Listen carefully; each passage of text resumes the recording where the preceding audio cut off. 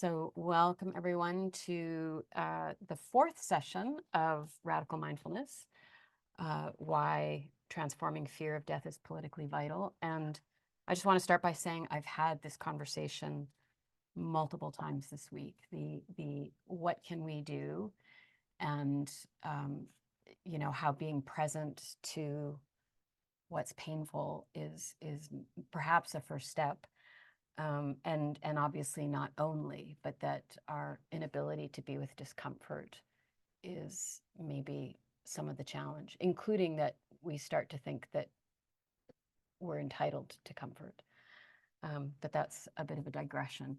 So we are on page 36, beginning at transforming basic anxiety into appreciation for basic goodness. And as with last week, I think everybody understands the rhythm of this, how it works. So we'll pass around, and please, everyone is invited to read. So just unmute and jump in when you feel called to. And likewise, if you have questions, comments, go ahead and interrupt, because that's the conversation that we so welcome. So, transforming basic anxiety into appreciation for basic goodness. The ongoingness of everyday trauma is why Buddhist thinkers such as Trungpa present mind-body practices like meditation as central rather than incidental to social change. Because energetic forces like existential resentment and the will to supremacy can operate prior to intention, embodied practices like meditation are designed to operate on both subconscious and conscious patterns. For Trungpa, quote, "If you actually look, if you take your whole being apart and examine it, you find that you are genuine and good as you are. In fact, the whole of existence is well constructed, so that there is very little room for mishaps of any kind. There are, of course, constant challenges, but the sense of challenge is quite different from the feeling that you are condemned to your world and your problems." We needn't defend against reality. Meditation allows us to incrementally undo defensive ego constructions and encounter ourselves and others in our multitudes with more acceptance and generosity. Experiences of basic anxiety give way to the embodiment of basic goodness. And for Trungpa, again, quote, "We can work with the rest of the world on the basis of the goodness we discover in ourselves. Therefore, meditation practice is regarded as a good and, in fact, excellent way to overcome warfare in the world, our own warfare as well as greater warfare." And for those listening along, there's a little flow chart that shows an effective circuit to generosity.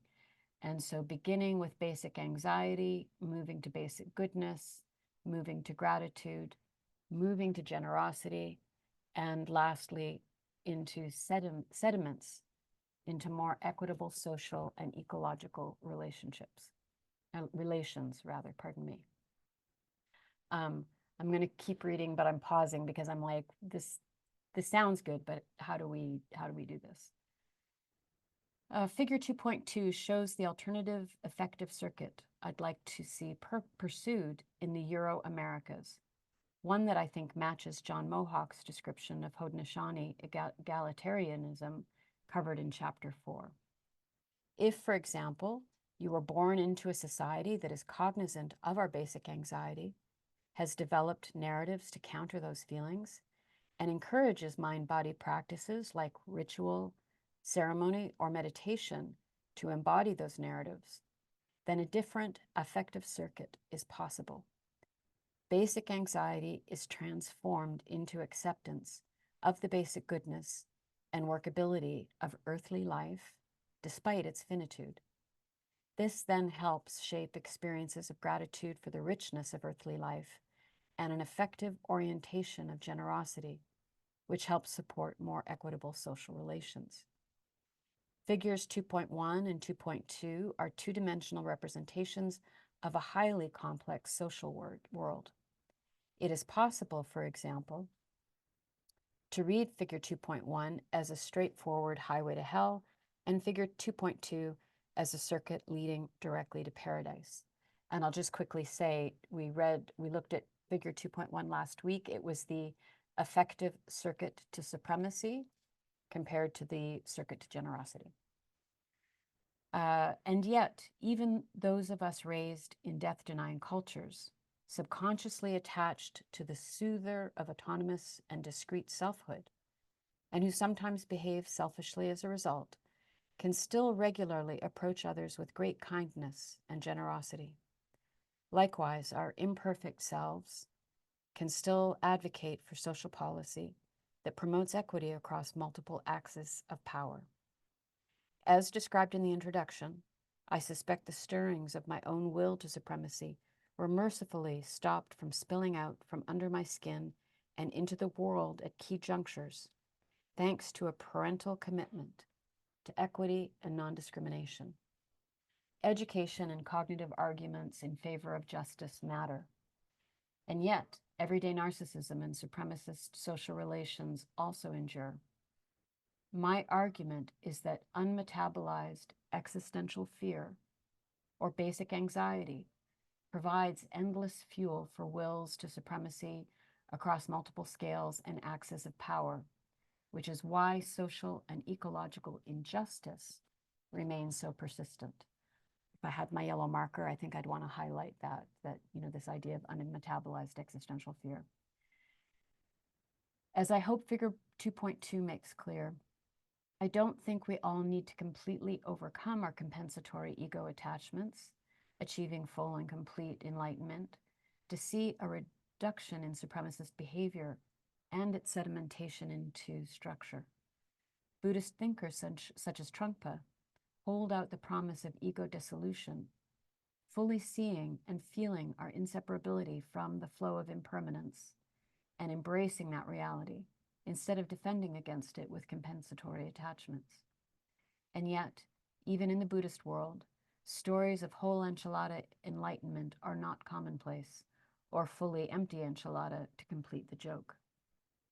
Teachers like Trungpa understood that helping people reduce their defenses against the world and soften their egos, even if ego dissolution never happens in their lifetime, would significantly reduce individual and collective suffering. For me, the promise that Figure 2.2 represents is a significant reduction in the effective fuel load that supremacist social relations draw from. Any reduction would make a difference, and aiming for as much as possible, rather than insisting on perfection or nothing, strikes me as the wisest path forward.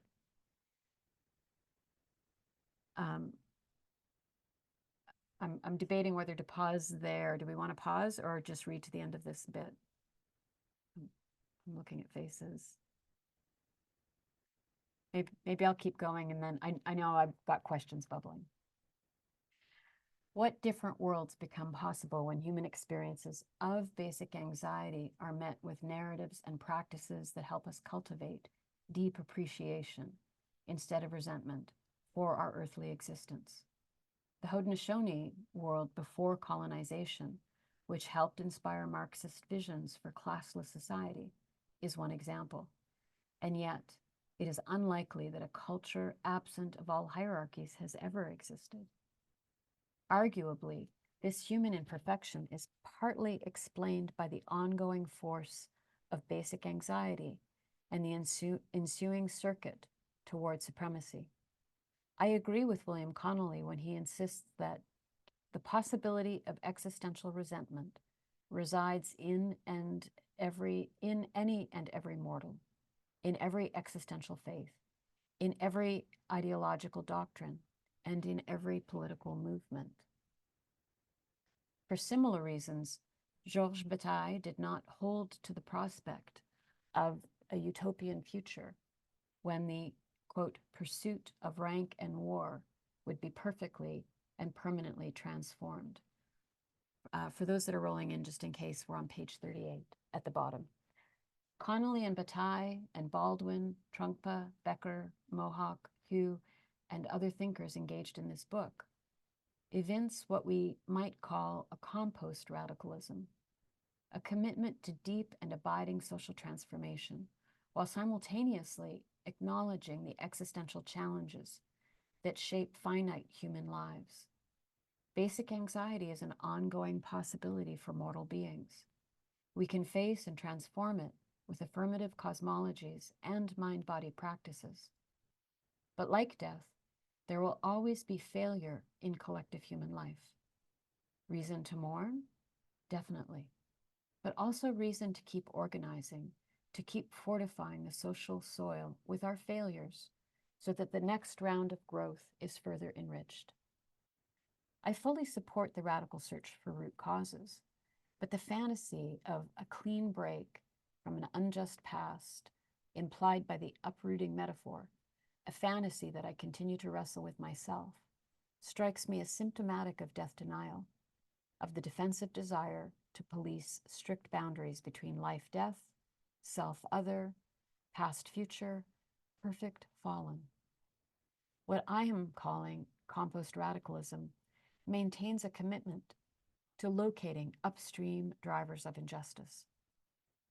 But it also recognizes that finitude, and the lively forces of decomposition mean that political Eden, or the end of history, is a risky and painful fantasy it would be wise to let die.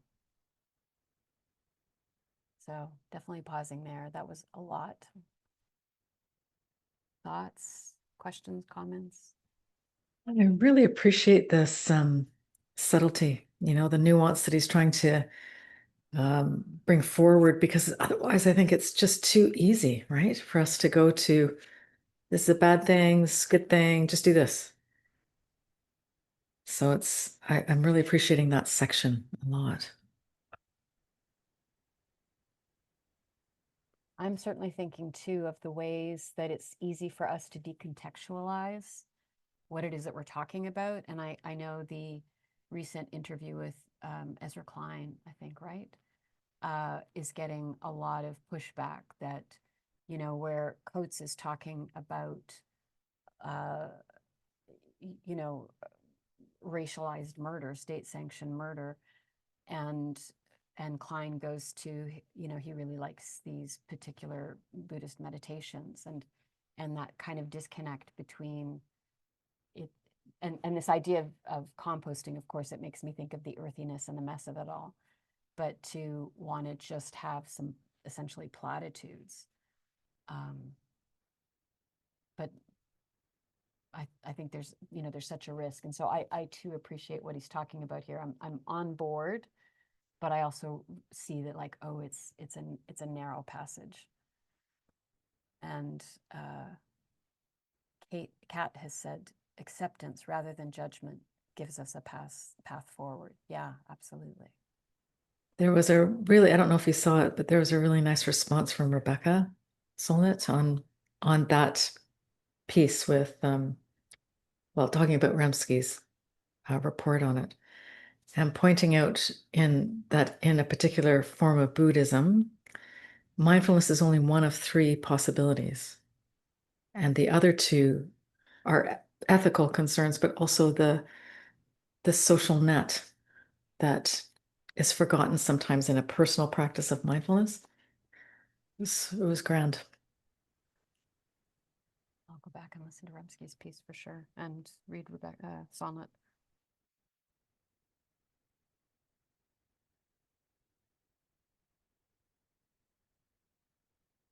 Yeah, and I do appreciate the it feels reiterated for me that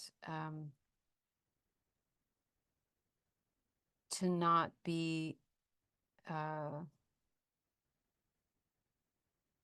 distracted by sort of an aim for perfection, or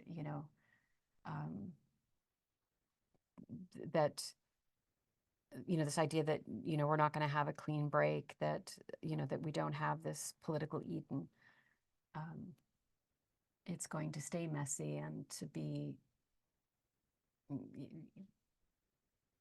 in the muck of it is maybe something that we're being asked. And it kind of cuts the romanticism at the knees a little bit with, which I, again, very much appreciate this idea that there hasn't been a culture without hierarchy. Mhm. But there is, there's something in the state of it that can be noticed. Yeah, I really appreciate that because I've had some people who haven't read the whole book and have missed that part. Mhm. So it's important. Mhm. Oh, have you read the whole book already, Anne? Are you ahead of us? You cheat. I'm cheating totally. I read this book last year. Yeah. I'm Oh, really man. I'm so glad to reread it though, because we had James Rowe come to the class that I teach. And there was someone who said, "Oh, that's such a romantic view of Buddhism." I'm like, but wait a minute, wait a minute. I think he is setting a pretty wide stage that isn't demanding it for us to see right or left. Well, I kind of maybe my whole understanding of this was a little bit different.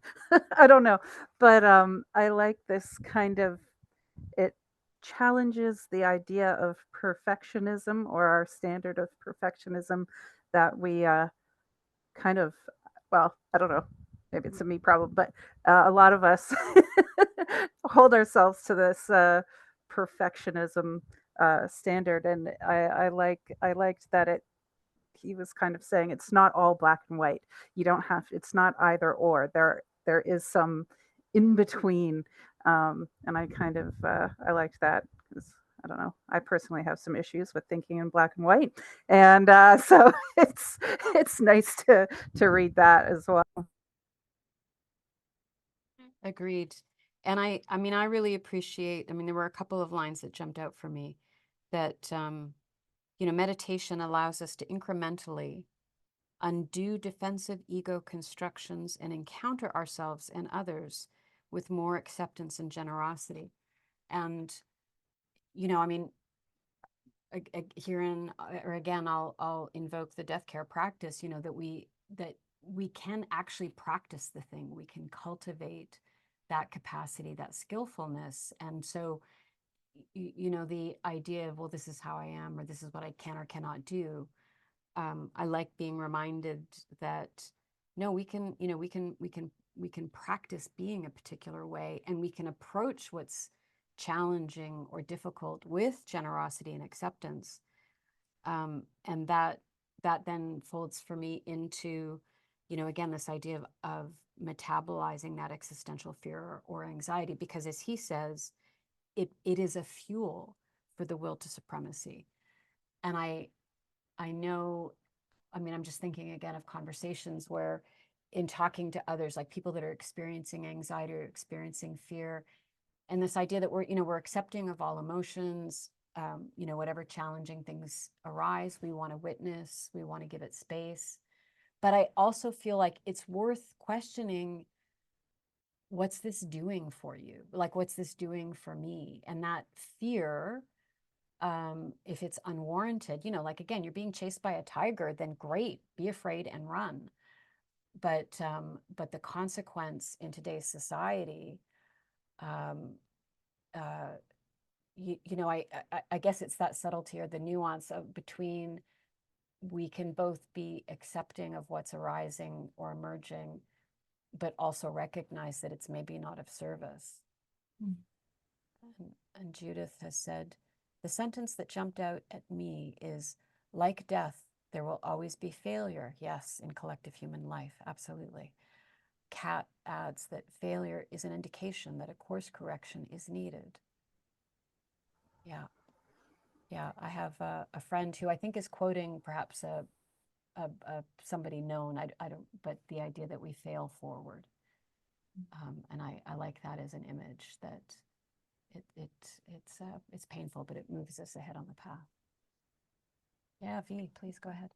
Kelly, I've read too much into what he's saying here, but particularly what jumped out at me is when he talks about the radical search for root causes, kind of from a social change perspective. When we search for root causes like poverty, the tendency is to say, well, now we know kind of what it is, so here's the plan to address it. And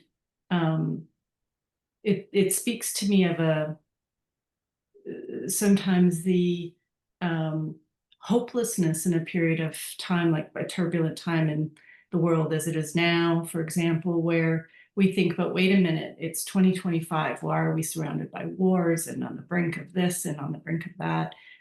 And I realized, and it's still kind of perhaps composting through me. I don't know if that's the right word, but using his, but I realized at some point that my disappointment in where the world is at, and kind of grief about it, and a little bit of hopelessness now and then, is because I believe that the trajectory is linear. So if we just do this right, why can't we come out of it? And I kind of read that from um, sort of in what he's trying to say, in that there is no perfection, and perhaps some of the failure is a kind of a composting. It's like, okay, that didn't work, but there are these small deaths in the death of us truly, and each is a layering. So you can never get rid of a certain hierarchy, but perhaps we're learning if we're composting. I'm not sure where he's taking it, but I saw it more as,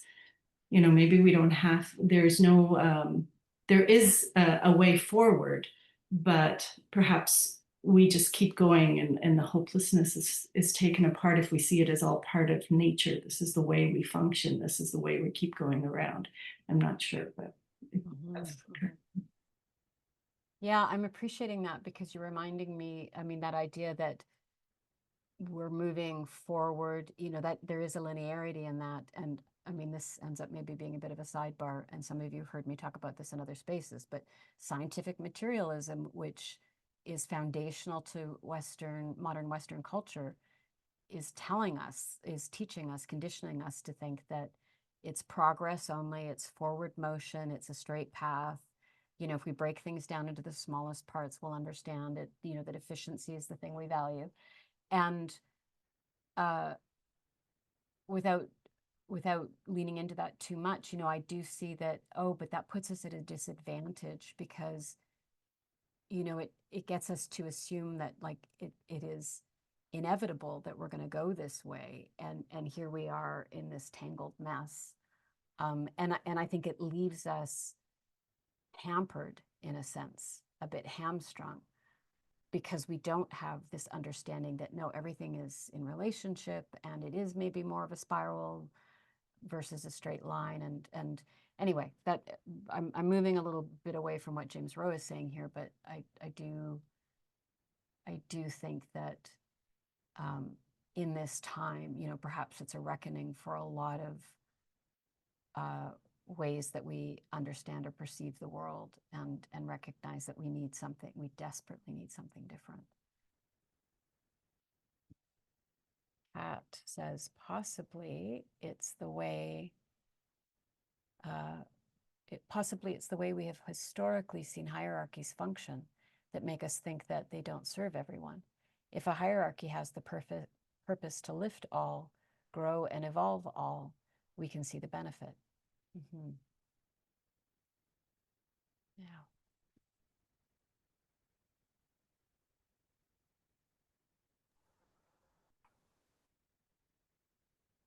You've said two really interesting things. I've just been stewing on them uh, a little bit, but this all makes me think of the way, like the neuroplasticity of our brains. Like you said something a little while ago about practicing being generous or generosity and stuff. And if we just train our brains that way, uh, we can change. But then also, if we look at it in the grand scheme of things, we can maybe carve new pathways uh, for ourselves to travel down. Does that make sense? Absolutely. So it doesn't necessarily, it can be a path forward, but yeah, like it doesn't have to be that one straight and narrow path. We can veer to the right or to the left and find ourselves in some place new and interesting, and maybe it's better or positive. I don't know. Yeah, absolutely. Genevieve Vaughn, who is the theorist behind the maternal gift economy movement, says that gifting and being generous is the basic human characteristic because all of us were gifted by our motherers, by the people who took care of us when we were infants, or we wouldn't be alive today. And that there was no exchange. The baby can't give the mother back the equivalent of what the mother's giving the baby. And so it's basically mother child or motherer child. It doesn't have to be the biological mother. Is the original unit of society and of gifting and of generosity, and that everything else and capitalism hide that, and it's there, and we do it, and it's just that we don't recognize it. And so the issue isn't changing what we do, but recognizing what we are already doing. Mm-hmm.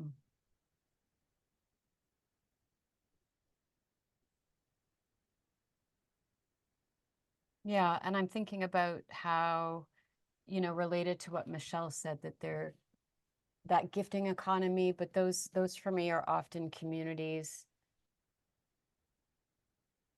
Can I put it this way? Like they're well networked. And I'm thinking about it the same way as the brain, that there's connections everywhere, connections between individuals, whether there are neural pathways, but the robustness and the resiliency. And again, it's the myth of our culture that, the hyper individualism, and that, resiliency means being strong and singular. But in reality, it is in that web of connection, that networking, that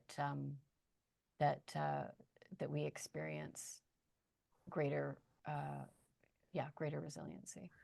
But that's the whole like idea of the will to supremacy, right? Is that like that fear of weakness, I Yeah. think, and that whole individualistic mindset that, yeah, totally is like ingrained, especially, no offense, older generations, but older generations really have that, I find, uh, ingrained in them. And like for myself, growing up, I got told a lot, oh, you're too sensitive, or, toughen up, or you're too thin skinned. But like, I find that, well, I mean, I think they've said it a lot in the book here, that narcissism, I find that narcissism is really, well, it does come from a place of fear, right? And a fear of being seen as weak. And it's okay to ask for help. It's okay to make connections with people. In fact, making connections with people is a beautiful thing. Um, just a little bit of a insane rant, but there you go. Totally agree. And Kat has added, vulnerability really needs a higher profile. Agreed. They need a better marketing committee. Somebody else want to? Oh, Valerie, did you want to say something? Yeah, I'm not sure if the moment for it has passed or not. I just, yeah, I think I'll let it go. I'll let it go. But I would read if you wanted something. Yeah, please pick up for us. Thank you. Actually, I will say one thing. I find it at once frustrating and comforting that the things that Buddha was talking about 2,700 years ago are still a problem. Like, I'm like, oh my God, how could we have not figured this out? Like, how are we having these same problems? And then I'm like, okay, maybe there's some basic humanity that is afoot that, so yeah. So, all right. Joining existential change strategies with collective action. Despite the transformative power of mind-body practices, they alone cannot achieve collective liberation. In chapter 6, I share the story of the Buddha's stepmother, Mahaprajapati. In the story, Mahaprajapati asks the Buddha to grant women entry into his monastic order. He initially refuses, only relenting after a well-orchestrated campaign by Mahaprajapati and the other women she represents. This story reveals how mind-body practices alone are insufficient for achieving systematic change. The Buddha's taming of basic anxiety and pursuit of egolessness did not unhook him from his patriarchal conditioning. Collective action was required.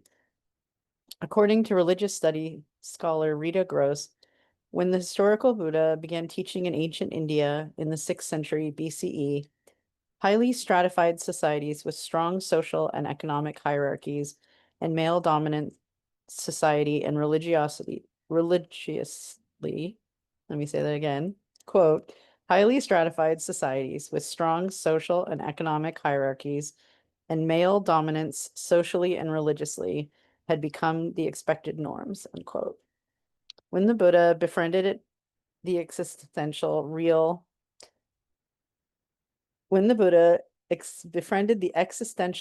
under a Bodhi tree approximately 2,500 years ago, he did so in an organism that was already shaped by the patriarchal conditions he was born into. In her engagement with the story of Mahaprajapati, Gross emphasizes how the Buddha eventually changed his mind.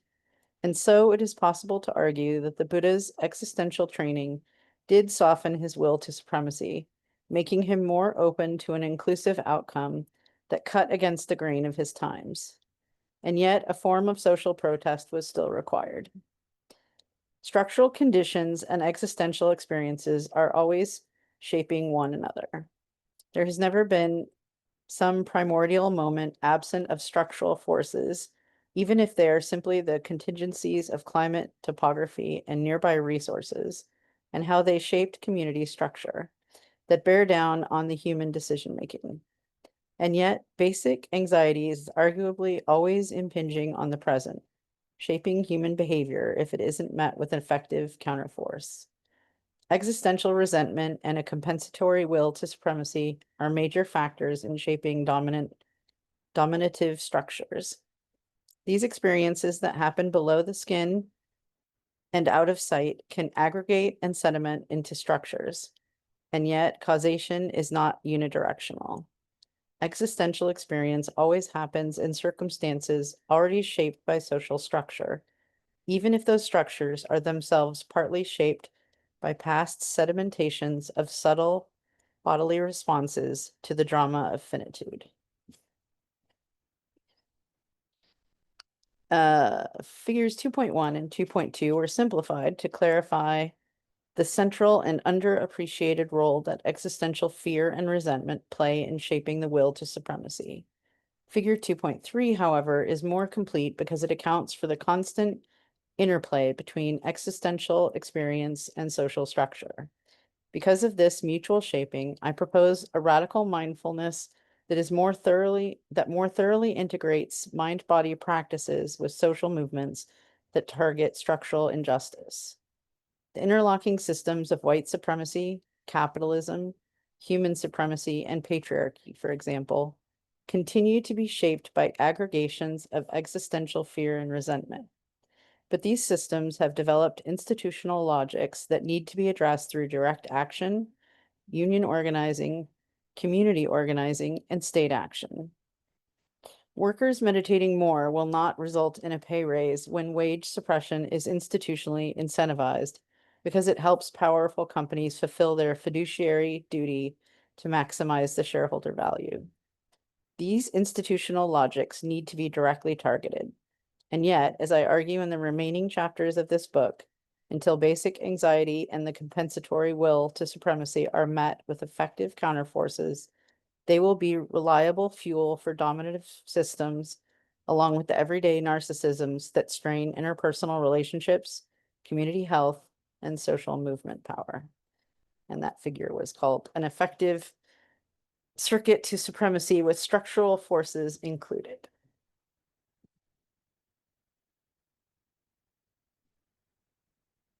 should I keep going, or do people want to talk? Or? There's, oh, well orchestrated from Karen. I'm just appreciating the idea that like these things probably, they need to be happening simultaneously, that we have these practices, but we're also working to, working against injustices like organizing and protesting. So, but yeah, perhaps others want to say something, and otherwise, if you want to keep reading, Valerie, that's great. I guess just on that point, I think that I know for me personally, I'm in Portland, and so we've got Wow. the protests and everything, and uh and at the same time, like very briefly, personally, I'm doing like my first trauma therapy ever, and so I'm in a period where I'm like dealing with a lot of fear and stuff from the local situation, and I'm dealing with like my own personal, like watching myself become dysregulated and re-regulated and and also wanting to show up. So like I went down last week and sat at this protest, and it was before things got worse yesterday, but it was before that, and it was quiet, and I was just sitting in meditation with a couple of friends and group, and I could feel like if you looked at me from the outside, I looked like I'm sitting in meditation at a protest and I'm so cool. And on the inside, my body was just like, and I, a few years ago when I first started meditating, like that would have really pissed me off. I would have been really mad at myself. And was able to be like, okay, this is where I am. And instead of trying to stifle it, I was like actually noticing it. And then I started doing some like qigong breathing and stuff, not to like stifle it, but just as like something to do. But then it actually totally calmed me to where I got to that place kind of accidentally. And I think the thing, my point is that I had a real sense in that moment of fluidity and flexibility and the importance of being fluid in these moments of fear, and how not even knowing like what 100% my direction was in that moment, but just being open to like, oh, maybe I'll like toss some like qigong in here right now and see what happens, and just like, oh, I have some different tools, like bringing them in and testing them out and seeing what works, not with this like quick desire to like fix it, or I shouldn't be afraid. Like there were reasons to be afraid. Like, so I think, yeah, it was a really, I just had this really strong sense of understanding, like thinking on my feet and fluidity, and how that could, I think these structures are big and need to be addressed in structural ways, but also the way that I as an individual show up, that there's some to me having fluidity in the moment to moment to moment that is helping me navigate. So yeah, that was my thought. Thanks, Valerie. Catherine, I'll let you know we're about to start chapter 3, page 45. And I really appreciate what you said. And for two reasons, the reminder, the lived experience of this works. I mean, I teach in mindfulness, so it can be so simple. I mean, just breath work, but it really works. And I think we want things to be more complicated or come with more attachments or something. And so that is something that I just continue to find really remarkable. But I'm also thinking about, I mean, you didn't include this in your experience, but you made me think about it. It came to mind that, when in bystander training, for example, that when somebody is the one who's under threat, being at the receiving end of some aggressive, inappropriate behavior, that just showing solidarity with that person, like even just eye contact is helpful. it's helpful to that person. And what I appreciate about that is, again, it's back to this relational, interconnected, that if we don't feel like we're alone in the experience, it helps us cope to such a huge degree. And, you know, and again, James Rowe's assertion that we need to do this in community, this work, just to tie it back to the book. Yeah, and I think there's something about sitting in a group and, you know, sitting in protest where you are sitting as individuals, but you're also sitting in community that, yeah, that has a, yeah, I think it highlights to me from what you were saying too, like we have our own work and then we have the community work and then we have the integration of all that work. Yeah. Pat says, presence builds connection. We need more of both. Yeah, Karen, please go ahead. I don't know exactly how this relates, but I was watching some video from Portland, and I didn't have a chance to really dig deeper into this, but one of the things that I noticed was that when the police were starting to pick protesters out of the crowd and taking them and, you know, really physically, I would say harmfully handling them, I noticed other protesters not reacting to that. I mean, almost just stepping back and witnessing what was happening, but there was no, and I don't know if that's part of a conscious plan to say, look, we're being peaceful here, and it's accentuating the or more highly illuminating the work of the people perpetrating the violence, which weren't the protesters, at least in what I saw. But it really troubled me to see people just sort of moving out of the way and looking. And so this talk about, I mean, what we're saying about having some connection and having some eye contact or whatever, it seemed to me that there wasn't any contact.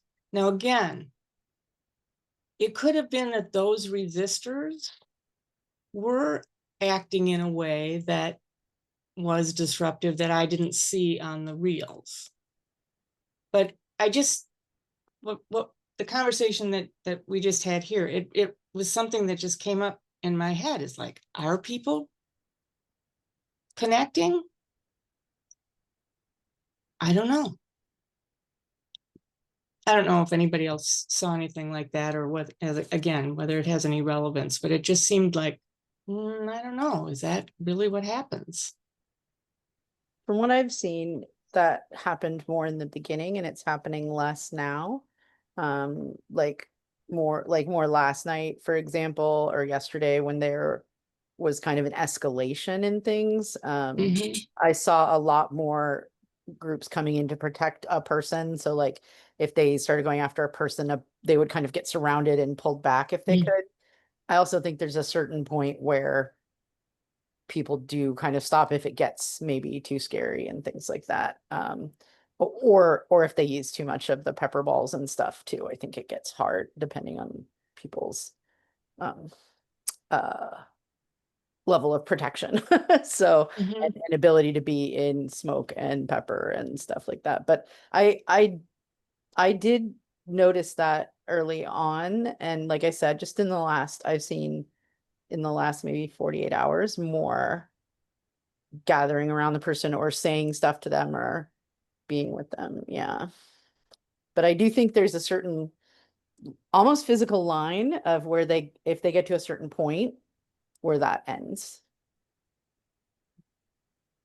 But I'm only one. Like I don't speak for Portland. There's one individual.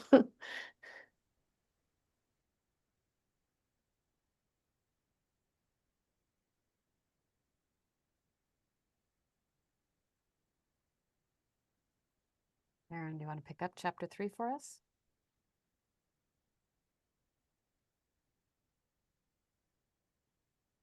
I'm Oh, sorry, did you so- say Karen or did Yeah, you say yeah, no, Anne? Karen, did you want to pick up? I just see Oh, your sure. Yeah, I'll be happy to. Thank you. Okay, chapter 3, white supremacy, James Baldwin on death, denial, and whiteness. Quote, white Americans do not believe in death. James Baldwin, The World I Never Made. In a 1986 speech to the National Press Club, writer James Baldwin argued that as a matter of survival, Black people have made a careful study of white America. In his introduction to Black on White, Black Writers on What It Means to Be White, historian David Roediger argues that Baldwin himself was the greatest expert on white consciousness in the 20th century United States. Baldwin is regularly cited as a foundational influence for critical whiteness studies, a disciplinary formation focused on diagnosing and undoing white supremacy. As influential as Baldwin's work has been, his existential explanation for white supremacy is curiously absent from critical whiteness studies. Baldwin offered multiple explanations for persistent attachments to white supremacy in the United States, explanations that bridged political, economic, and existential analysis. He was attentive to the top-down or supply side of US racism, how political elites historically mobilized white supremacy to justify slavery and keep poor people divided and less able to undo capitalism's uneven distribution of wealth. His primary focus, though, was on the demand side, onto why so many white people, including poor whites who may have better served their interests by forming common cause with Black workers, were magnetized by promises of white supremacy. Baldwin argues that attachments to white supremacy are compensatory, rooted in a desire to manage unmanageable fears about value and status. In The Devil Finds Work, Baldwin states that the root of the white man's hatred is terror, a bottomless and nameless terror. Across his works, Baldwin travels up and down the psychological mineshaft of a generalized white America, stopping at various platforms in this bottomless pit.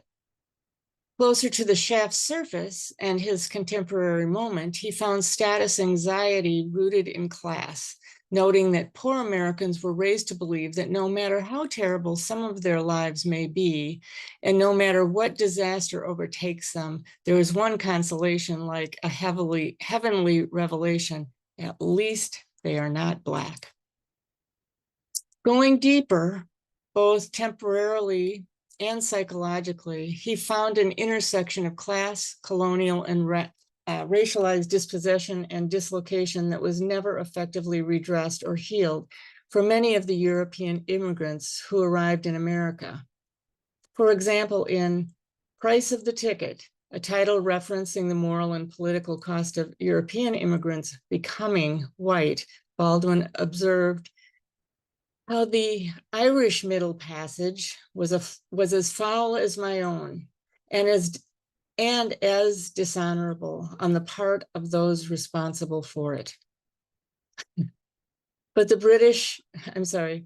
Irish became white when they got here and began rising in the world, whereas I became Black and began sinking.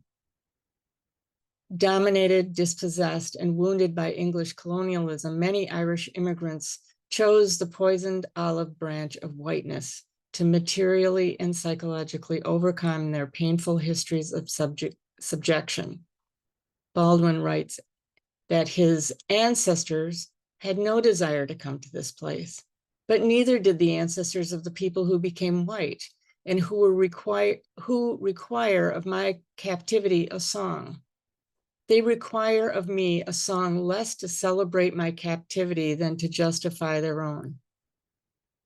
In other words, the material and psychological wages of white supremacy compensated by many European immigrants and their ancestors for their own historical domination by displacing deep harm onto others. Much critical whiteness scholarship has accompanied Baldwin down this psychological mineshaft, harnessing insights from his first two stops, but Baldwin kept traveling, excavating powerful insights for anti-racist praxis and radical politics more generally. Is that how you pronounce praxis? Is it praxis? Okay. In this chapter, I shine a light on what Baldwin found at the deepest levels of the white supremacy disaster zone: mortal terror, a fantastical desire to escape earthly finitude. For Baldwin, death denial was a powerful driver for not only white supremacy, but also other logics of superiority. In one of his most famous works, The Fire Next Time, he wonders if the whole root of our trouble, the human trouble, is that we will sacrifice all the beauty of our lives. Oh, we'll imprison ourselves in totems, taboos, crosses, blood sacrifices, steeples, mosques, races, armies, flags, nations, in order to deny the fact of death, which is the only fact we have. Woo, ring the bell. You muted, Kelly. I don't know if you want to, because if anybody wants to say anything after that. I need to read a lot more Baldwin. Holy moly. I was going to say, we need a bell after that one. Yeah.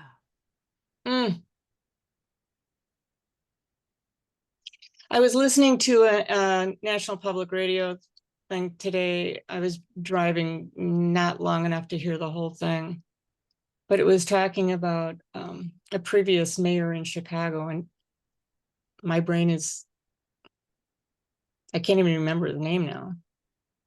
But it was it interviewed people who were owning up to their whiteness or their racism, their anti-Blackness, and how they, I mean, this was a Black person, I believe, who was mayor. And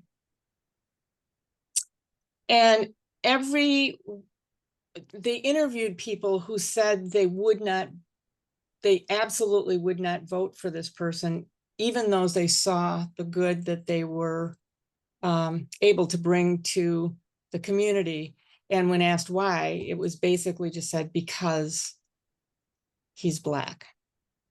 And then 20 years later, the same people, I mean, there were still people being interviewed, not the same people, I don't think, but they were saying, well, I might vote for them because they're more white now than they were. They didn't say white, but they're more educated. They dress nice. They don't live in projects. They aren't dirty. I mean, everything was elevated to what these people were saying equated this whiteness. And so anyway, I just wanted to say that I'm going to pick up on that interview again and maybe be able to share more about that with the group. But anyway, I don't know that I can read anymore after. I will, though. Does anybody else have anything they want to say about what I read so far? Okay. I would just add that, well, Valerie, thank you, has said one thing about the Buddha. I've got to scroll down. And Mahaprabhupati, I feel compelled to mention, is that there's an assumption made in what I read that he denied women ordination due to his own patriarchal or systemic limitations. I personally hold space for the fact that he was looking at the broader social structure and treatment of women, or some unknown insight. I don't know if the suttas mention him citing any particular reasons for his hesitancy, but just something that was calling out to me. That's fair. We don't, context matters a lot. But I feel gutted by Baldwin's statement that they require of me a song less to celebrate my captivity than to justify their own. And, the way we deny and outsource our pain But also this idea that we will imprison ourselves in totems, taboos, crosses, blood sacrifices, on it goes. And yeah, that idea that, you know, we will turn ourselves inside out rather than admit or acknowledge the truth, which is, he says, you know, death, which is really the only certainty after our birth. And Kat has added, Kat says, each of us has to review our belief systems. Belief systems are frameworks of ideas and values through which individuals or groups interpret the world, make decisions, and find meaning. They shape how we understand reality, morality, identity, and purpose. Absolutely. And I mean, again, a sidebar to this text is the fact that I think we're often not very clear on the difference between what we believe and what we know. That we tend to conflate the two, and one isn't bad, the other good, but they're different things. And we will sometimes defend a belief thinking that it's a knowing. Absolutely. I think if we could understand that they're not the same, I think that, you know, that again, this generosity and acceptance that Rowe's talking about, I think it opens us up because of that curiosity that is made available. Yeah, I think a lot of people believe, I don't know if they believe this. How do you have, okay, one of their core beliefs is that a core belief is a choice or a preference or universally accepted or right or wrong. And they don't see how, I mean, without really deep examination and saying, where did this come from? Mm-hmm. How did I get to that idea of something? It's really interesting. We were talking, my husband and I were talking tonight about changing our minds.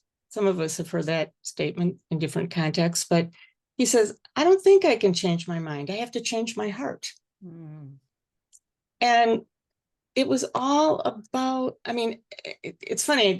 I've been really focused on this last paragraph that Kat just added all week, because I'm going to be addressing this upcoming weekend. But, you know, unless we think, where did I get this idea that death is a choice, or that it, you know, can be postponed indefinitely or something, or that it's terrifying, or that it's wrong, or that, you know, all of these things. Where did we come up with these things?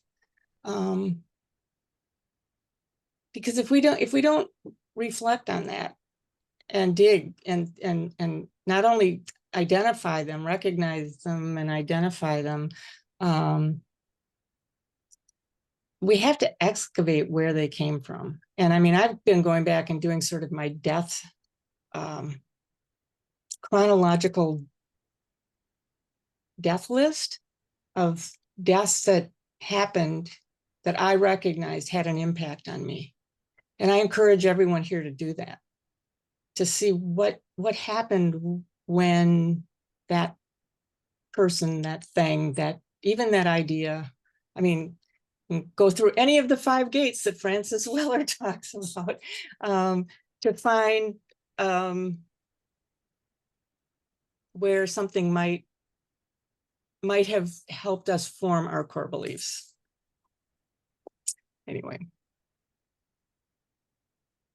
I'll just add to that, Karen, that, you know, my feeling about beliefs, and I direct this at myself, is that because I think we can be very defensive of our beliefs, and again, I'm including myself. But if a belief is worth holding, it can stand up to interrogation. And so, and again, I absolutely apply that to myself, that if I can't justify something in my own head, then maybe the foundation's a bit unreliable. And maybe, you know, maybe I need to adjust my heart, as it were. A couple of comments here that in the chat. Kat, am I reading this twice? Maybe I am. Oh, questions, the right ones, are crucial to growth. And then Valerie, I find the death of certain identities to be some of the most profound grievings, and beliefs need to pay the rent. Yes, absolutely. And this idea of our death avoidance or death aversion, I just also want to quickly add, because I love to just reflect on this, but you know, the poet and priest Gerard Manley Hopkins, as he died, his last words were, "It's so beautiful, it's so beautiful." And likewise, I was speaking to a woman I know in the last week who had a friend who died recently, in recent months. And she said her friend's last words was our word. Her friend's last word as she died was, "Wow." And so, you know, Mhm. it can be hard. I don't want to minimize that. But, you know, this is the interrogation of the belief, as you were saying, Karen.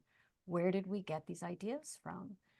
And what else is possible?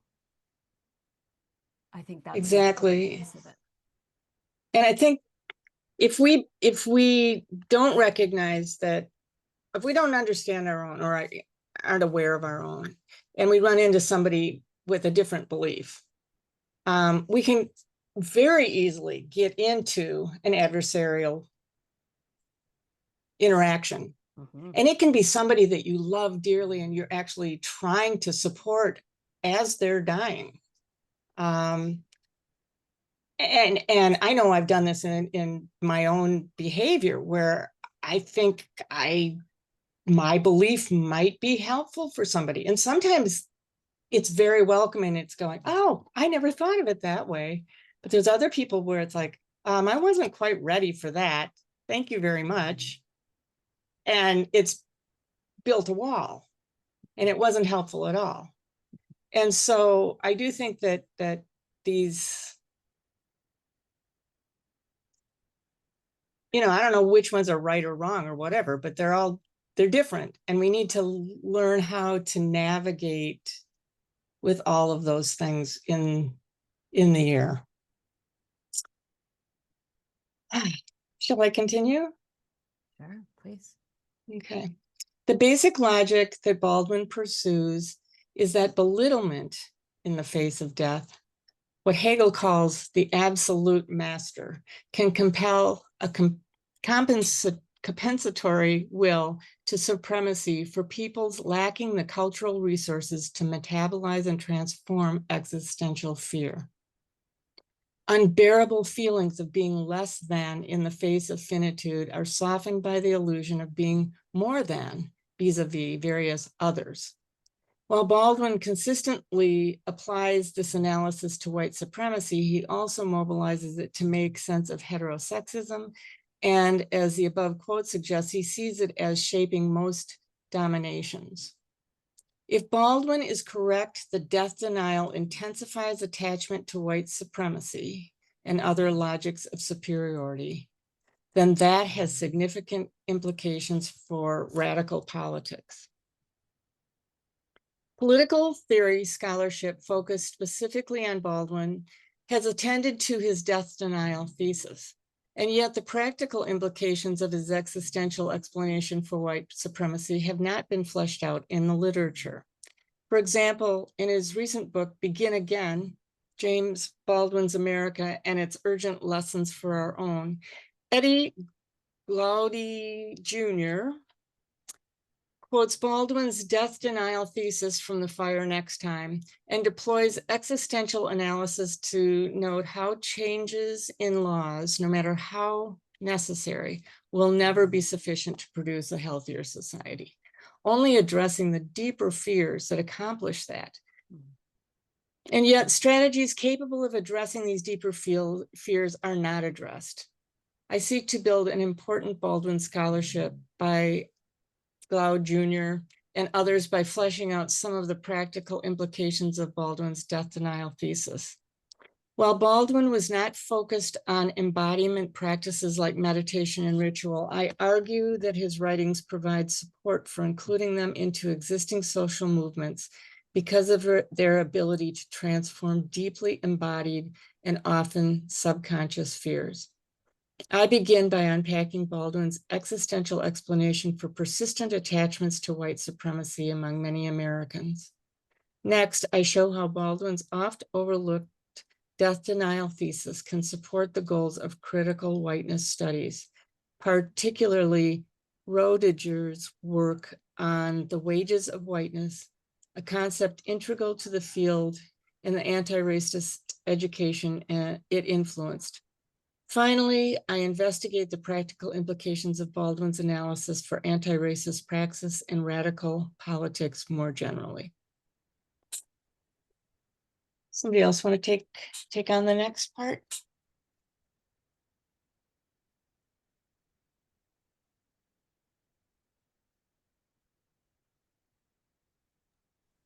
Yeah, I can. Thanks, Anne. You're welcome, Karen. Baldwin's existential explanation for white supremacy. In Baldwin's work, the existential and the political are fundamentally intertwined. Human societies are shaped and reshaped in response to inescapable existential realities, such as suffering, love, and death.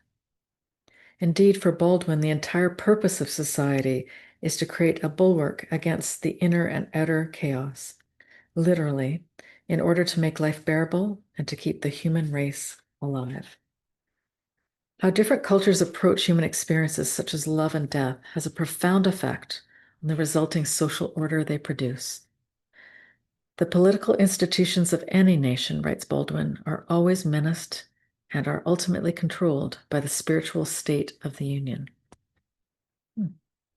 In Baldwin's experience, the displacement of white people's pain, existential and otherwise, onto Black Americans, the conjuring of compensatory myths of supremacy with intense material effects, was commonplace from Birmingham to Los Angeles. Whether in the American North or the South, or among the healthy or poor, people betrayed a deluded attachment to whiteness, or from his perspective, assumed I would pay their dues for them. There are, of course, many white people who refuse the delusion of supremacy. In The Devil Finds Work, Baldwin reminisces about his teacher, Orla Bill Miller, who noticed his talent and brought him to plays and movies to stoke his creative potential. But Miller was not white for me in the way that the landlords and the storekeepers and the cops and most of my teachers were white. He continues, from Miss Miller, therefore, I began to suspect that white people did not act as they did because they were white, but from some other reason, and I began to try and locate and understand that reason. In Baldwin's excavations of the white supremacy disaster zone, he continually returns to the force of existential fear in shaping compensatory attachments. White Americans do not believe in death, he argued in The Fire Next Time. Likewise, in The Evidence of Things Not Seen, Baldwin observes that whoever fears to die also must imagine, that another can die in his place. For Baldwin, social constructions such as race and racism are mobilized as psychic buffers that help white people cope with their existential fears, albeit in immature and destructive ways. The fantasy of white racial superiority operates to soothe the primary vulnerability that many white North Americans feel in the face of mortality. For Baldwin, the ultimate hatred that white people needed to overcome was hatred that they felt for themselves as mortal and vulnerable beings. If white North Americans could overcome this self-hatred by genuinely affirming human finitude, then they would be much less likely to conjure fantasies of compensatory supremacy. White people in this country will have quite enough to do in learning how to accept and love themselves and each other, he writes. And when they have achieved this, which will not be tomorrow and may very well be never, the Negro problem will no longer exist, for it will no longer be needed. Ooh. The stormy waves of birth, old age, sickness, and death are difficult for all humans to navigate. In his essay, Nothing Personal, Baldwin observes that it is a fearful speculation, or rather, a fearful knowledge, that one day one's eyes will no longer look out on the world. One will no longer be present at the universal morning roll call. For Baldwin, white America and the Euro-Christian world, it emerged out of generally lacked the cultural resources to face and metabolize the fact of finitude, to see death less as a dominating master and more as an integral part of the fundamental generous life course. Ooh, just want to underline that. This failure implanted belittlement and resentment, the psychic core of those who invented and rushed toward whiteness as a fantastical and destructive way to cope with their existential wounds. For even as it has profound, the Western delusion of color was created out of an unspeakable poverty.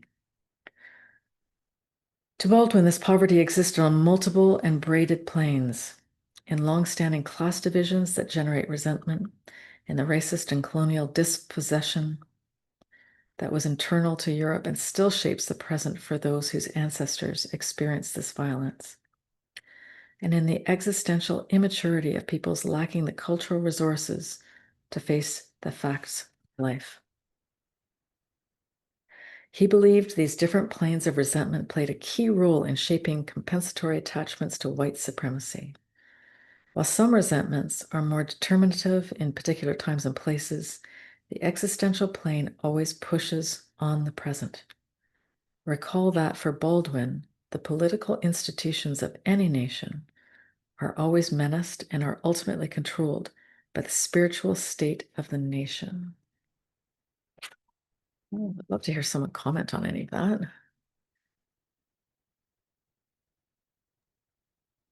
I'm thinking about, again, this need that people have to overcome the hatred they feel for themselves as mortal and vulnerable beings. And I couldn't help but think of the current political landscape and this tough guy narrative, and what I notice, and I mean, it's my opinion, but what I notice is actually a great mediocrity on the part of the people that have power. And, as I suspect that they feel very threatened by that, that they deserve a particular position or place in the world. And maybe along with that, that fear of death is that, as Baldwin describes it, mortal and vulnerable beings, like that vulnerability piece is so distasteful to them. And so you have this kind of bullying response that is maybe like another form of denial.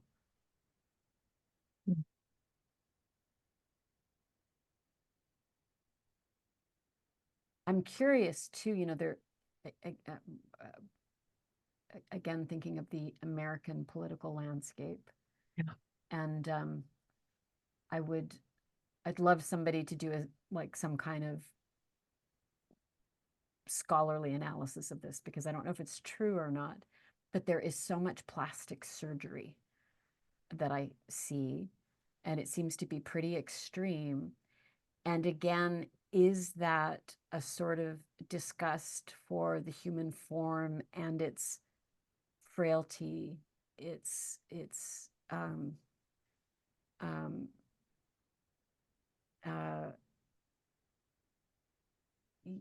ability to be weak, or I'm looking for words here, not unsuitable, but is it resisting what is part of our biology, and that is we are of the nature to die, and not just die, to become to putrefy and decay.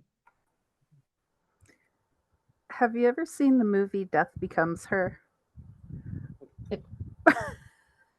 So, uh, with Meryl Streep and Goldie Hawn. It's a fantastic movie, but like basically the idea is they don't want to die, so they take this potion that gives them eternal life.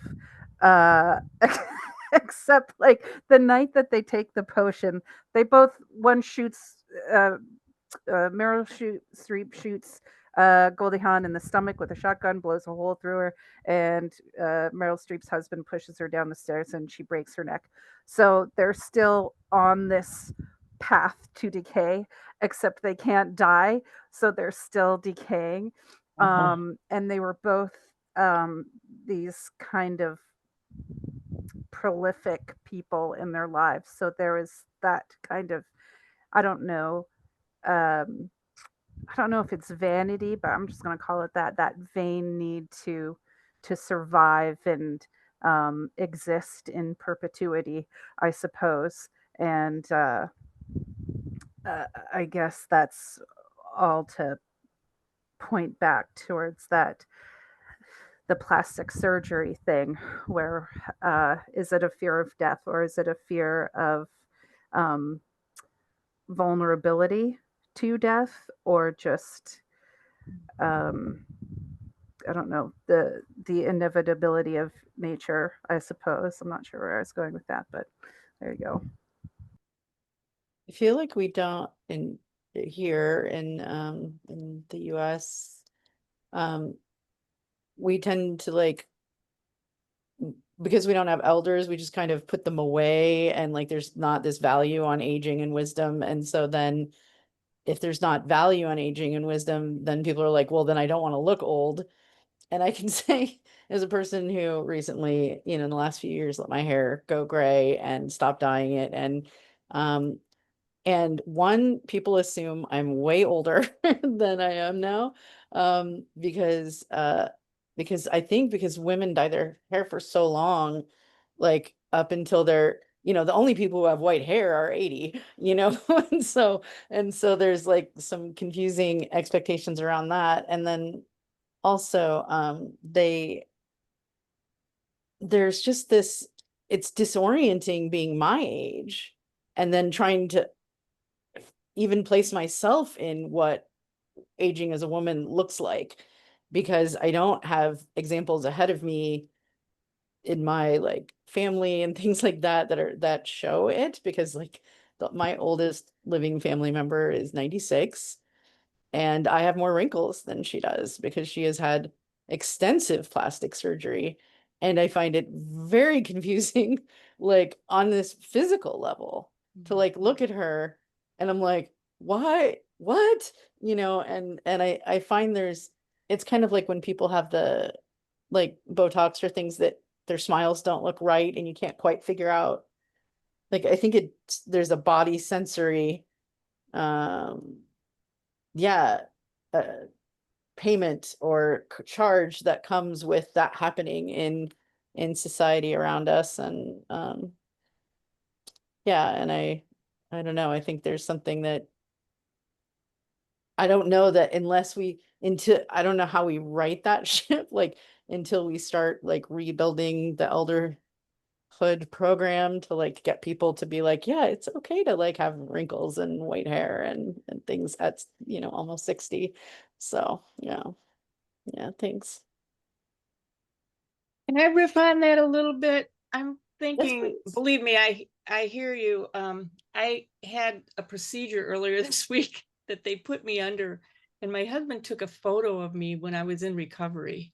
And I looked at myself and I said, I look much older than when my 95-year-old mother died. I mean, I was shocked. But that isn't what I want to talk about. But what I'm thinking about is this concept of plastic surgery for an individual and the plastic surgery for a society. Because there's a part of me too that just says, what about us trying to just sort of shift away from the stuff that's happening? I mean, there are people that are being activists but boy, I see the trend, the spiritual state of our nation, at least from my perspective right now, is we're just not going to look like that. We're not going to look old. I mean, not old, but we aren't going to look like things are going wrong to the extent that they are. that we're going to just sort of carry on. And this is where I feel this tension of doing good things for each other and, staying out of the fray of the resistance and trying to activate change from an assertive, offensive to something much more subtle. But can it be getting confused with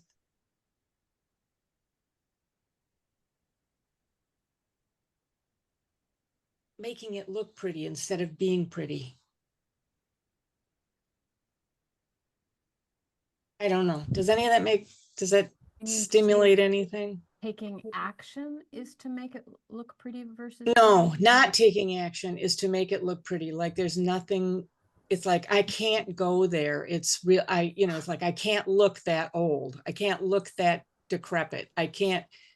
And I'm saying this, like, we can't look that messed up. Mm, So we're going to put a pretty face on it. mm.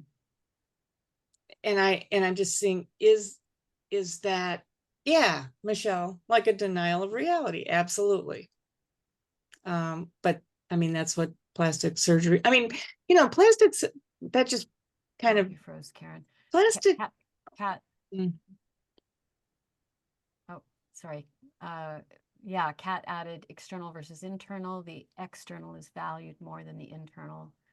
And Valerie said, I think I was trying to navigate I almost feel like there's an even bigger fear of aging right now versus death. Aging as vulnerability and weakness and asking for help. Yeah, I mean, I think those two things are certainly threaded together. I also, I try to be careful. People get to make their personal choices for themselves, and women in particular really get the short end no matter what. But what you were talking about, Valerie, a little bit, what occurred to me, thinking of Botox or some of these other things, and you used the word confusion. And I thought that was interesting because, of course, Botox will kind of, it freezes our faces. We're sort of immobilized and is one of, so how does it look? What you're saying, Karen, it looks nice on the surface. It looks pretty, but so much of our communication is nonverbal. It is with expressions and, the way we're responding physically. And the confusion, I think, is a great term because, oh, right, like we take away some of our language, some of our communication tools. And, surely nobody is intending that as a result, but it is still a consequence. And in this time of turmoil, to be able to be clear communicators feels so urgently needed. So it's a like I'm just seeing this sort of, oh, that's a funny tie-in that I hadn't really considered before. But to be able to look at each other and be authentic with each other, have we put a filter between us that is becomes like a literal physical barrier between us? Yes, and undergraduates are doing this preventively, right? Yeah. Mhm. Yeah. Mind Okay. blown. But can I come back to this last sentence and see if anyone would like to respond to it? Because I don't know if it's true. I'd love to hear some thoughts on the American scene. The political institutions of any nation are always menaced and are ultimately controlled by the spiritual state of the nation. What's the spiritual state of the nation?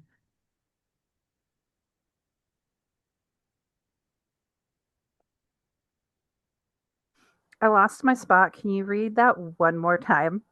Sure. It's on page 49. Second paragraph. The political institutions of any nation are always menaced and are ultimately controlled by the spiritual state of the nation. And I'm wondering if maybe an American might speak to this because wondering for a friend. What is the spiritual state of the nation that you think is dominant or pushing things or you're guided by or something? Or do you think that this doesn't make sense, this sentence from Rowe? Oh, it's I for Baldwin. It's Baldwin. Sorry.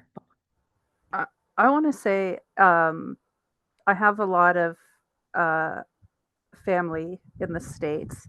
All my family's in Ohio, so but I know that we have a lot of Americans in this group.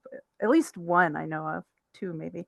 But I also I took this workshop a few weeks ago that was held by someone in Massachusetts, and the um, atmosphere there was completely different than, for example, the atmosphere here.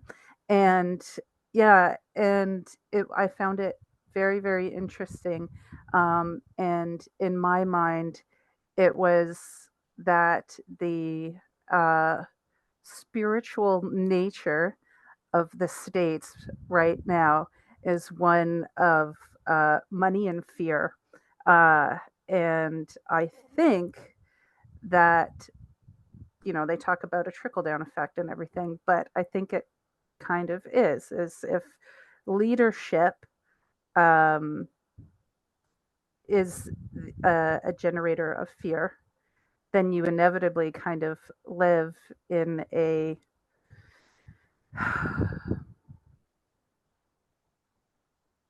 dome of fear, or I don't, what I'm trying to say. Just that I think the spiritual nature is a fear, but I think there are also people who fight against it, and I don't know if it inspires this will to be better than that, to rise above that terror. If that makes any kind of sense at all. If that kind of, I don't know, it's just my perspective on that. Um, I don't even know if that answers the friggin' question.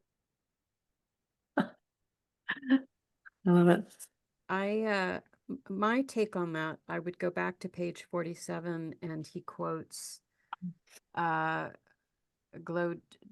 Jr. that changes in laws, no matter how necessary, will never be sufficient to produce a healthier society. Only addressing the deeper fears can accomplish that.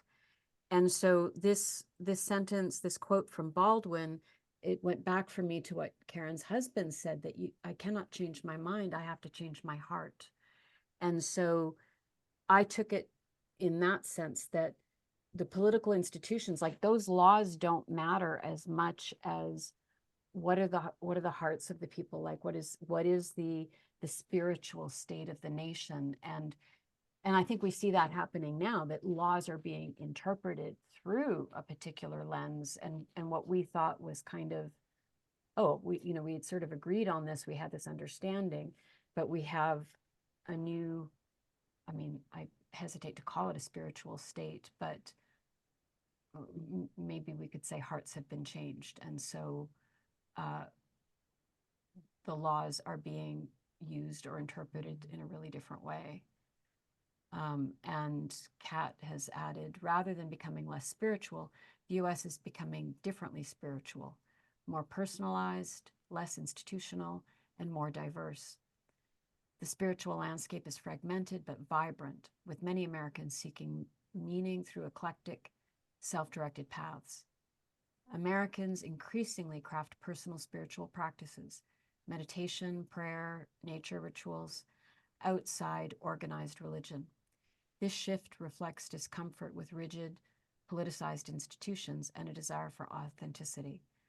And Michelle, yeah, that's like wearing masks in COVID. And Pat, my impression is that spirituality is very focused on self rather than community and benefit of others.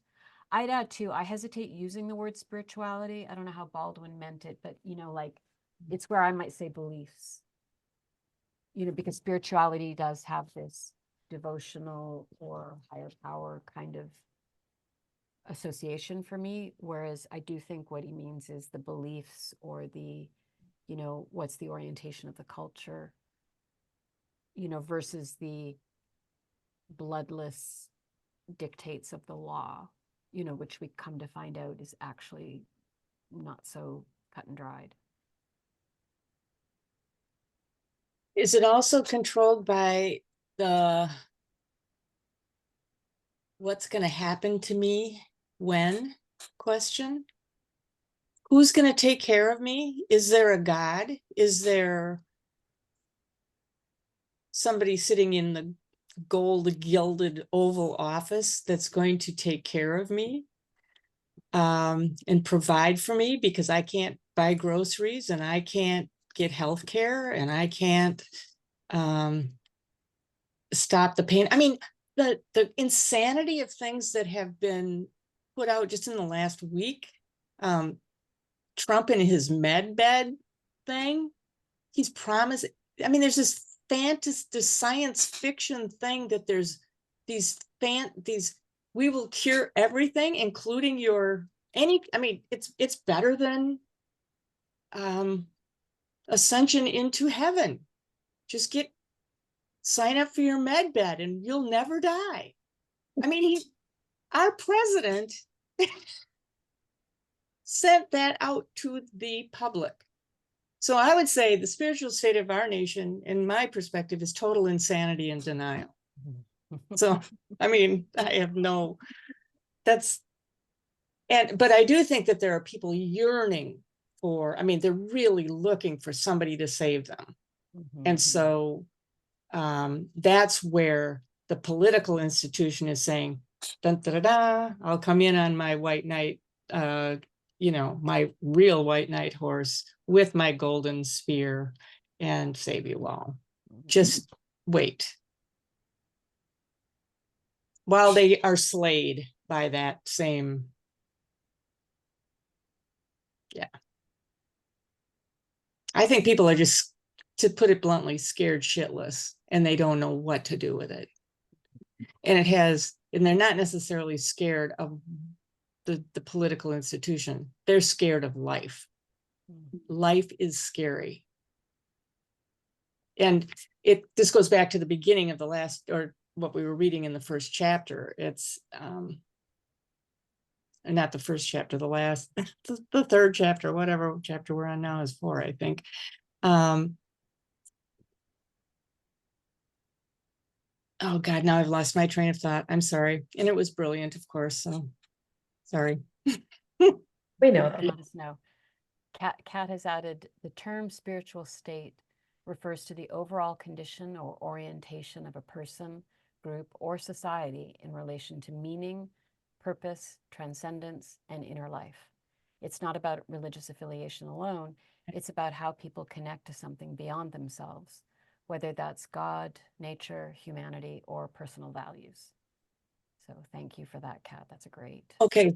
definition. I remembered what I was going to say, and it has to do with that first statement that I think we read. Unless we have a society that has these ways of caring for all of these fears, all of this reckless chaos in our brains that, or in our, that we just, the things that do damage, if we don't have community of caring and compassion and wisdom that we have, I believe we've, whitewashed that away, or we've Botoxed it away or whatever for a long enough. Unless we have that kind of community that can hold the pain, hold the fear, hold the grief,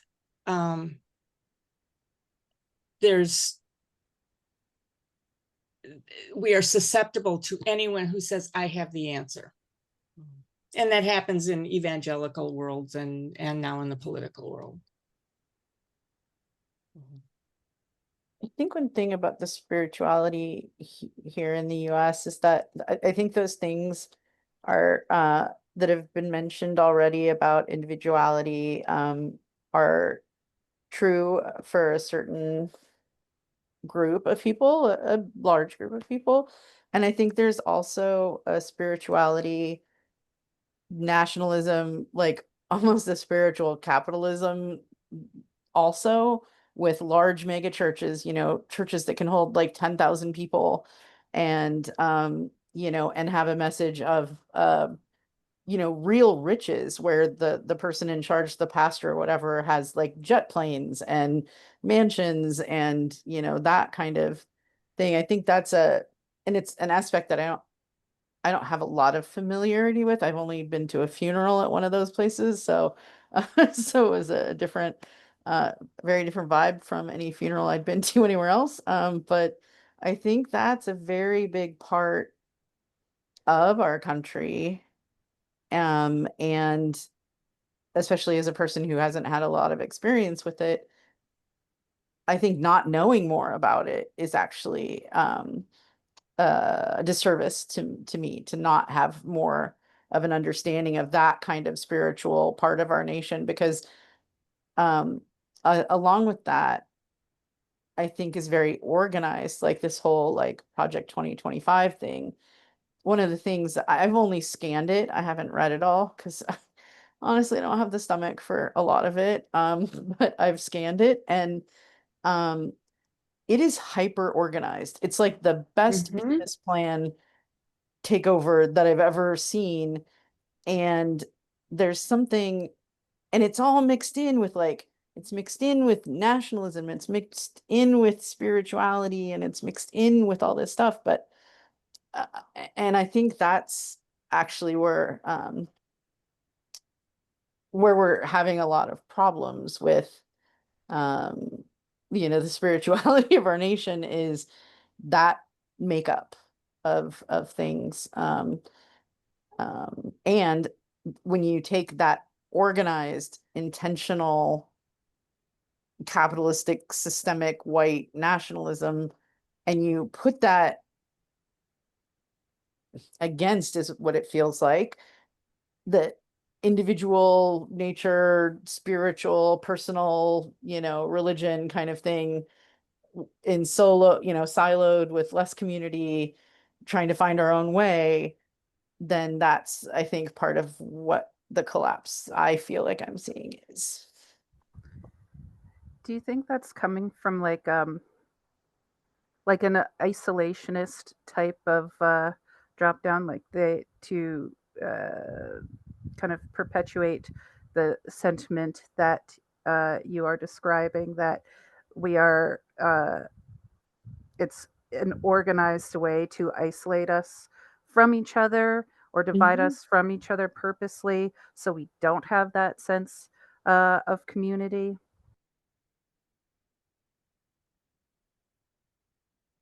Yeah, and I think also for me, with some privilege and financial stability, and also not having a strong family, like I have like zero like real family ties or anything. I don't have that kind of family tie. I haven't, I've sort of embraced, like in ways that I'm, embarrassed about, a lot of that. And, embrace the, like, I don't need to be vulnerable. I'm good on my own. Like I could do this. And, um, yeah. And I think also with our families moving very large distances from each other, it, most of my Italian family, they all live within the same like blocks of each other in Boston. And, but like, then other parts of our family, like we, moved to the West Coast and then basically never went back, never, like the whole family thing just kind of exploded out. And so I think there's like not even family ties. It's like this, yeah, every being for themselves. Um and I think also like there can be just a little survivalist, like if you're caught up in your own, what you need to get by, what you need to survive, and you know sometimes you can be a little head down and not looking out at everybody else. When really, if we all, like, instead of being heads down on our own trying to survive, if we looked around and like brought everybody with us, we would be doing better. But I think, I don't know. Yeah, that was a little convoluted, but it's my answer. Apologies. It was beautiful. I also want to say shit, Val, we could actually be family. My sister married into a gigantic Italian family in Boston, so Oh. you never know. There you go. I so appreciate this discussion, and we're almost at 1:15, and my battery's also about to end. And so I think I'm gonna, if we can, end on this note. I don't know if any of you have heard of Bayard Rustin, who was a queer Black civil rights activist, worked alongside Martin Luther King. And one of the quotes that he's well known for is that we need in every community a group of angelic troublemakers. And so I look around at these angelic troublemakers, and I'm glad for your willingness to hopefully make some trouble together, or at least be troubled. Good trouble, that's right. Good trouble. Be troubled by some of these things. And, Mm. you know, as we talk about spirituality and beliefs, I was thinking as you were all speaking about how this is a place of opportunity for us, because, again, that idea of a belief is not a fact. So it can be changed, and maybe together in our own communities, we can start nudging things in a different direction. So thank you. Maybe we'll see some of you on Thursday. James Rowe is going to lead a meditation for us. And so go ahead and register if you'd like to attend. And I look forward to seeing you next week. Take care, everybody. Thanks so much for calling that out in the email too. Like, read this, and it's not the same link. That was really helpful to me. So thank you for doing that. Great. I'm glad to know. Excellent. All right. Well, we'll see you all soon. Take care.